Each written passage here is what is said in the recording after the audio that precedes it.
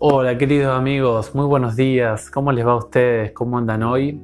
Alegres de poder compartirles en esta ocasión la continuación de la segunda parte del curso bíblico de la fe de Jesús. Vamos a terminar en esta ocasión la lección 2 que comenzamos la semana pasada y vamos a terminar con las últimas 3 preguntas que nos faltaban, que son la pregunta 4, la 5 y la 6. Para mí, la que más nos trae problemas por allí es la 5, básicamente, y nos falta ver un aspecto del carácter de Dios con la pregunta 4. Así que vamos a orar y vamos a dar inicio al cursito de hoy. Querido Padre, que moras en las alturas de los cielos, gracias por regalarnos esta oportunidad de poder compartir con nuestros amigos, con nuestros oyentes, esta sección de la palabra. Y queremos rogarte, oh Dios, que este estudio sea de bendición para nuestras vidas, para quienes lo escuchan. Y gracias porque en tu palabra te manifiestas, te revelas y nos muestras que eres un Dios cercano, que se interesa por nuestros problemas, por nuestras necesidades. Y gracias porque nos permites tener este concepto correcto de la persona tuya, oh Dios, porque andan muchos comentarios, muchas ideologías y por allí nos pueden afectar. Te pedimos que nos acompañes, que nos dirijas en este momento y oramos en el nombre de Jesús. Amén. Muy bien, en la pregunta número 4, ustedes van a ver que la pregunta es ¿cómo es el carácter de Dios? Y por allí la palabra carácter es un tanto difícil, puede confundir un poco al estudiante, pero debemos hacerle la aclaración al estudiante que la pregunta nos invita a descubrir en la palabra de Dios el conjunto de rasgos, cualidades, características o manifestaciones de cómo es la persona de la cual estamos preguntando, en este caso Dios, en diferentes circunstancias que nos muestran la naturaleza de alguien. Es decir, nosotros no podemos palpar si alguien tiene amor por mí o no. ¿Cómo se muestra ese amor? Bueno, ese amor se manifiesta en acciones, se palpa de manera concreta en la manera de actuar de esa persona y por lo tanto marca una diferencia con otro, ¿sí? Es decir, que se hace una distinción entre una persona y la otra. La Biblia nos habla, por toda la Biblia tenemos descripciones del carácter de Dios. El carácter de Dios se compone de 2 elementos. Primeramente, el amor. El amor. Y el amor no puede ser entregado a uno mismo, sino que se debe compartir. Y el segundo elemento es la justicia. Y esto tiene que ver con el aspecto legislativo o judicial de Dios. Y vamos a ver que hay algunos versículos, y vamos a ver luego cuál es el que nos describe la lección, que es muy importante ese versículo. El profeta Ezequiel en el capítulo 33 y el versículo 11 dice esto acerca del carácter de Dios. Tú diles en cambio, prometo por mi vida, palabra del Señor, que yo no deseo la muerte del malvado, sino que se convierta de su mala conducta y viva. Por lo tanto, ahora Dios le va a decir algo a través de Ezequiel al pueblo y a los malvados, a los impíos. Conviértanse de su conducta perversa. ¿Por qué quieren morir, oh casa de Israel? Qué palabras más dulces, qué palabras más sublimes las que describe el profeta Ezequiel. El amor de Dios por un pueblo pecaminoso. En el capítulo 34 del libro de Éxodo, los versículos 6 y 7, este texto es magistral. Aquí Moisés contempla la persona de Dios y emana de la lengua de Moisés estas palabras.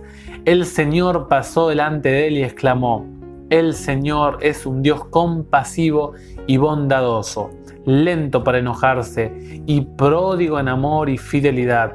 Él mantiene su amor a lo largo de 1000 generaciones y perdona la culpa, la rebeldía y el pecado. Sin embargo, no los deja impunes. Ahí está la parte de la justicia de Dios. Sino que castiga la culpa de los padres en los hijos y en los nietos hasta la 3ª y 4ª generación. Dios hace un análisis generacional. Dios recorre las familias en sus diferentes épocas. Y el profeta allí, Isaías, en el capítulo 49, el versículo 15, un texto muy conocido, dice: ¿Se olvida una madre de su criatura? ¿No se compadece el hijo de sus entrañas? Pero aunque ella se olvide, yo no te olvidaré, o yo no me olvidaré de ti, como dicen otras versiones. Es un texto majestuoso este. Y el texto central que vamos a leer en la lección con el estudiante es 1 Juan 4:8. Este texto es sencillo, no tiene mucha complicación, pero es todo lo que estamos viendo, es la teoría acerca del carácter de Dios, las cualidades de Dios. Dice el texto: el que no ama no ha conocido a Dios, porque Dios es amor. ¿Qué significa este versículo? Es tan sencillo, pero a la vez tan profundo el profeta Juan, que de este texto se obtienen algunas ideas muy importantes. Primeramente, el conocer a Dios, es decir, el interactuar con Dios, me permite desarrollar en mi corazón, en mi mente, la capacidad de amar. Es decir, que el conocimiento, la interacción del pecador con el Dios Santo, le entrega esa relación, se le computa al pecador la capacidad de amar. Es decir, que nosotros, sin el conocimiento de la deidad, nosotros no podemos tener la cualidad de amar. Si el amar, es la segunda idea, si el amar no está en mí, es porque Dios no ha sido conocido por mí. Es una ecuación. La presencia de Dios me entrega la capacidad de amar al otro. La ausencia de Dios, no poseo la cualidad de amar al otro. Y finalmente, aquellos que tenemos un hogar, aquellos que deseamos o que desean tener un hogar amoroso o que están planificando, el texto dice que un hogar sin la presencia de Dios, tarde o temprano, ese hogar se disolverá. ¿Por qué? Porque dice: el que no ama no ha conocido a Dios, porque Dios es amor, o sea, Dios es la fuente del amor. Y yo, para poder entregar amor a mi cónyuge, yo debo de entrar en contacto, de conocer la persona de Dios. Todo lo que vimos nosotros acerca de esta pregunta del amor, debemos explicar que es la teoría. Es muy linda la teoría. Ahora, la persona que está escuchando debe ahora vivir esa teoría, debe ponerla en práctica. ¿Por qué? Porque la Biblia lo dice allí el salmista en el Salmo 34:8: gusten y vean, o sea, saboreen, experimenten qué bueno es Jehová. Y el Salmo 37 y el versículo 4 dice: deleítate en el Señor, que el Señor sea tu deleite, experimenta con Dios, ponlo a prueba, vas a ver qué sabrosa es la vida con el Señor. No se puede conocer de otra manera sin tener una experiencia, no se puede. Por lo tanto, si usted quiere poder entender este concepto de amar, tiene que sí o sí vivirlo, tiene que ponerlo en práctica. La pregunta número 5 y 6 ahora va a bajar la lección a la relación entre Dios y la raza humana. Esto es muy importante porque las primeras 4 preguntas hacen alusión exclusivamente a una mirada vertical acerca de la persona de Dios. Ahora vamos a verlo desde lo horizontal. Y esta es la pregunta, creo yo, que miren, en todos los comentaristas que he escuchado de la fe de Jesús me presentan el mismo problema. Esta pregunta dice: ¿cómo se considera Dios respecto del hombre? ¿O cómo mira Dios a la raza humana? Y el texto está en 1 Juan 3, 1 y 2. Noten el texto y ahora más adelante lo vamos a explicar. Esta es una pregunta que por ahí es un poquito confusa, parece sencilla, pero hay que leer bien el texto. Dice: miren cómo nos amó el Padre, quiso que nos llamáramos hijos de Dios, y nosotros realmente lo somos. Si el mundo no nos reconoce, es porque no lo ha reconocido a Él. Queridos míos, desde ahora somos hijos de Dios, y lo que seremos no se ha manifestado todavía. Sabemos que cuando se manifieste, seremos semejante a Él, porque lo veremos tal cual Él es. El que tiene esta esperanza en Él se purifica así como Él es puro. Noten ustedes la pregunta. Para todos, generalmente no recuerdo un texto que el estudiante haya respondido correctamente esta pregunta. Honestamente, quizá no dirían todos, porque hay alguno quizá que respondió bien, no me acuerdo ahora. Pero el 90%, 95% de los estudiantes colocan: Dios nos mira como hijos suyos, como hijos de Dios. Hijos de Dios. Alguna de las respuestas que uno puede encontrar en la respuesta de los estudiantes. Ahora, la pregunta es: ¿somos todos hijos de Dios? ¿Será que Dios, cuando mira a la raza humana, la califica como hijo e hija de Dios a todos? Miren algunos textos. Vamos a dejar que la Biblia hable. La Biblia manifiesta una clara diferencia entre hijo de Dios e hijo de los hombres. Génesis 6:4 dice: en aquellos días y aún después, cuando los hijos de Dios, noten ustedes el primer grupo, se unieron con las hijas de los hombres, segundo grupo, y ellas tuvieron hijos, había en la tierra gigantes. Estos fueron los héroes famosos de la antigüedad. Noten ustedes que aquí dice que hubo una conexión entre los hijos de Dios con las hijas de los hombres.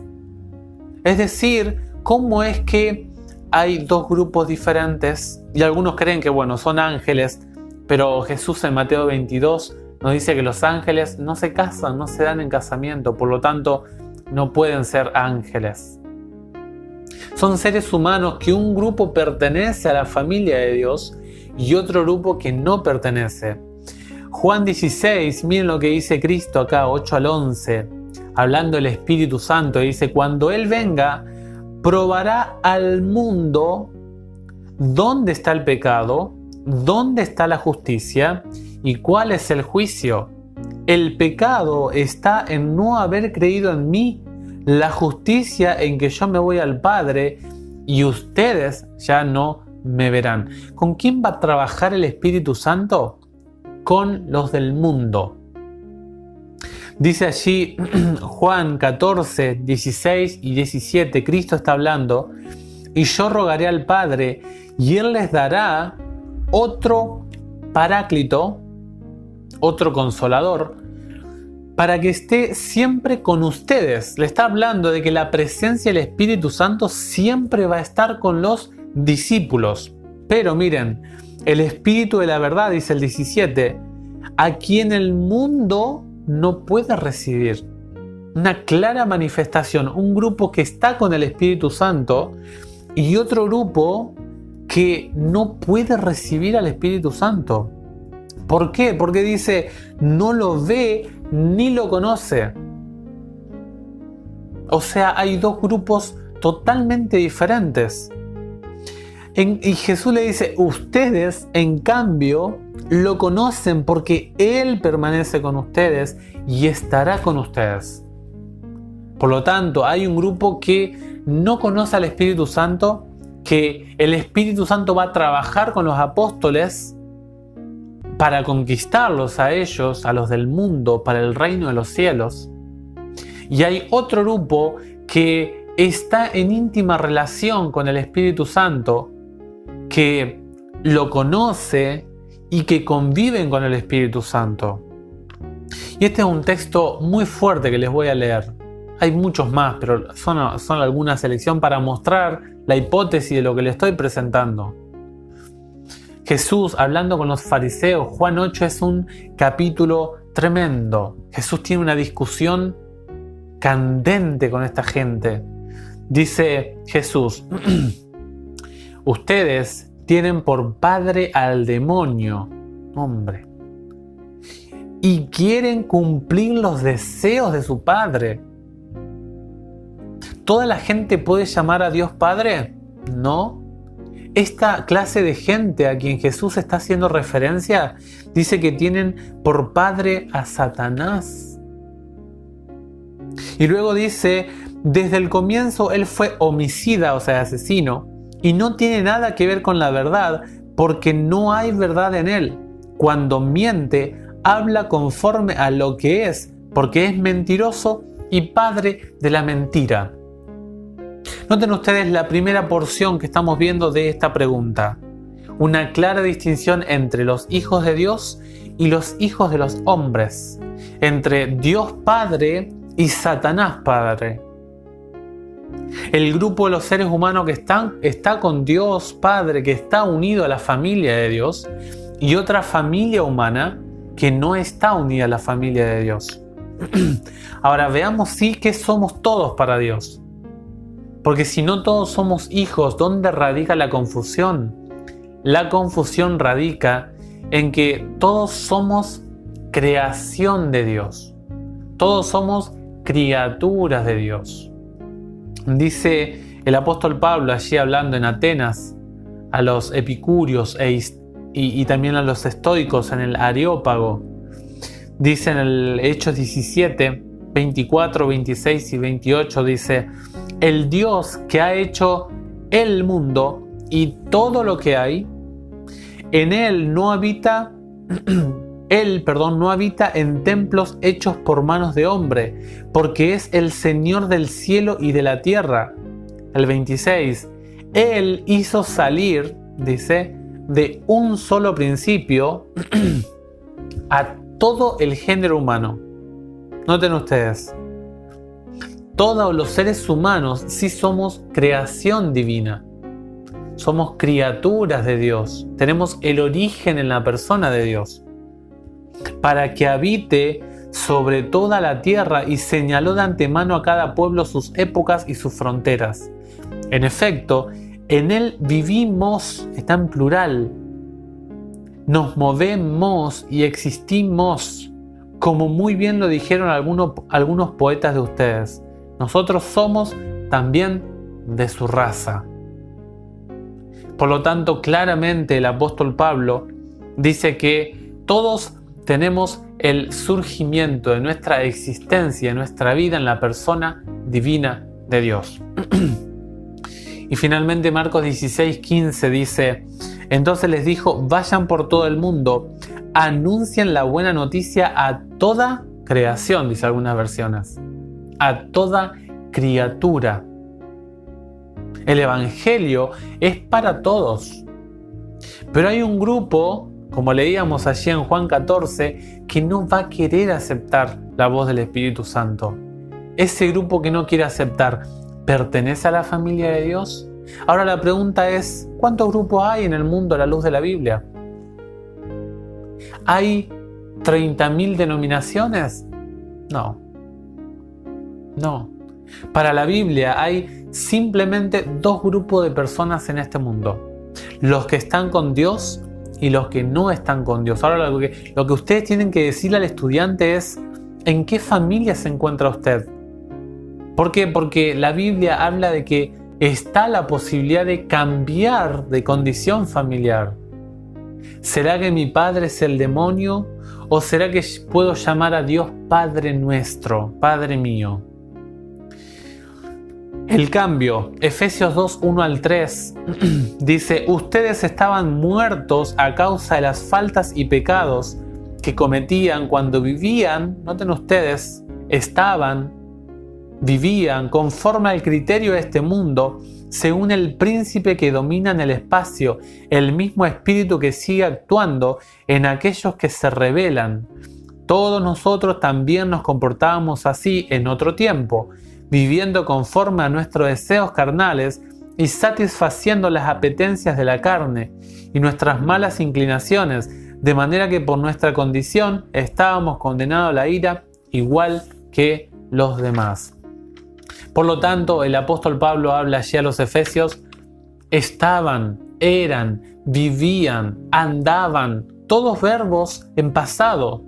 O sea, hubo un cambio en la iglesia de Éfeso, hubo una nueva dirección de vida de los miembros. Noten ustedes allí en Juan 1, 12 y 13 dice: pero a todos los que la recibieron, viene hablando de la palabra, ¿no?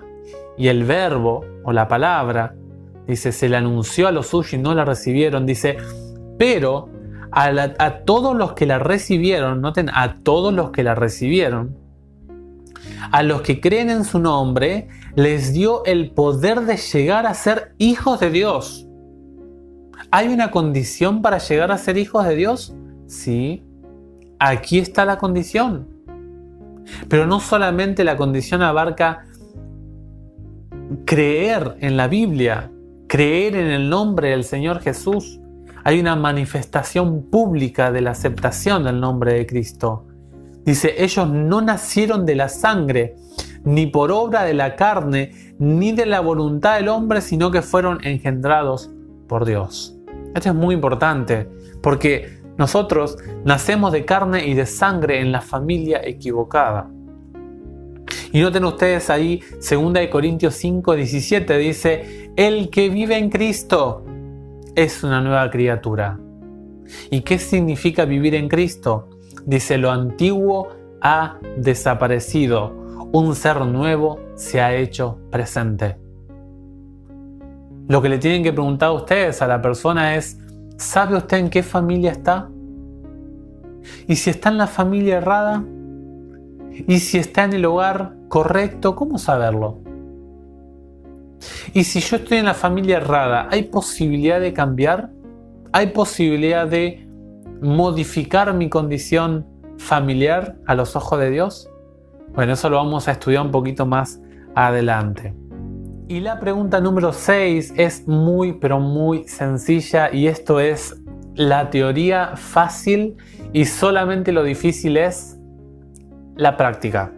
Honestamente, lo más complicado es la práctica. Dice, ¿se preocupa Dios por nuestros problemas? Ese Dios que, dice Hebreos 1, que controla el universo, el cosmos, el orden del universo, de las galaxias, de la Vía Láctea.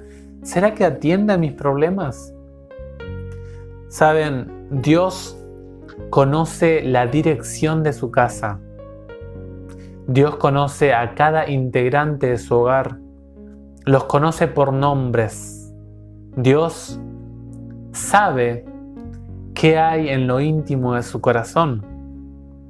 Dios lo conoce mejor que usted mismo. Dice el salmista allí en Salmo 41 al 3, esperé confiadamente en el Señor. Él se inclinó hacia mí y escuchó mi clamor. Ahí hay algo que a veces nos cuesta y es tener paciencia. Esperé al Señor, dice. Él clamó a Dios, pero Dios se demoró en responder.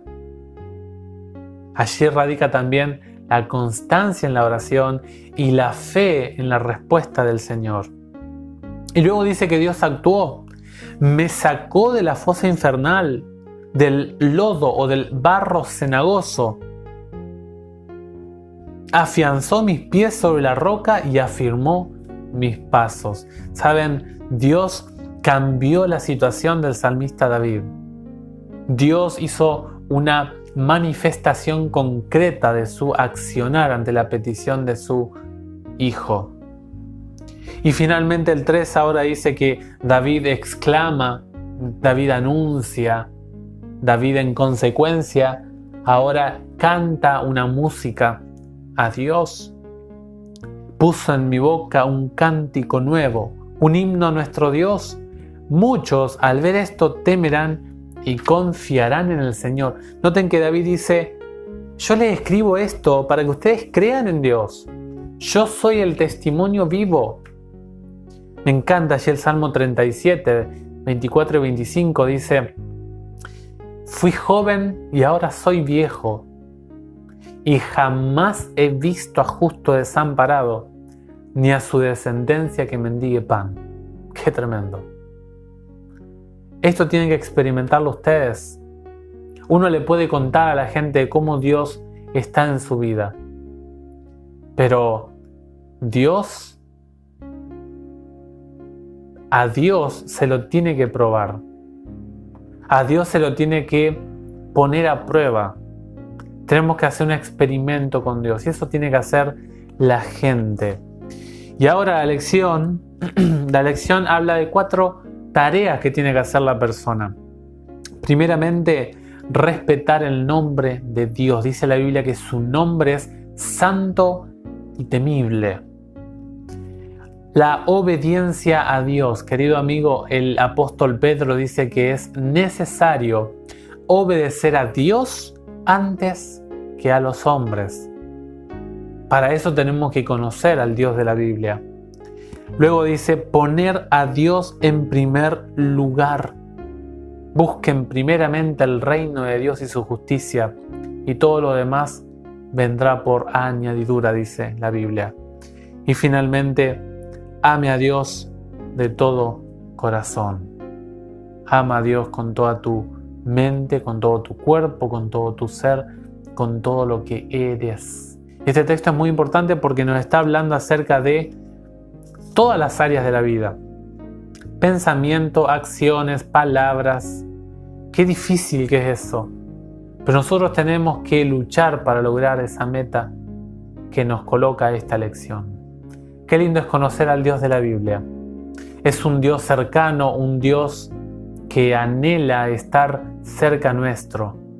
Es un Dios que quiere contactarse con usted. Quiere hablarle cada día, cada mañana. Él anhela encontrarse con el ser humano.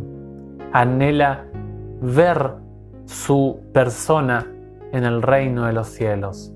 La Biblia dice que a todos los que Dios creó, los creó para adorar.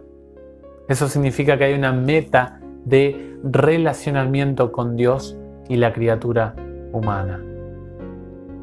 Ojalá que Dios nos permita seguir creciendo en este estudio y gracias por estar allí, por agarrar su Biblia y dedicar un tiempito para estudiar este tema tan solemne, tan importante. Les mandamos un fuerte abrazo desde el canal. El Señor les bendiga, les cuide y les acompañe y nos vemos, si Dios quiere, en el próximo videito. Fuerte abrazo y tengan muy pero muy feliz día en el día de hoy.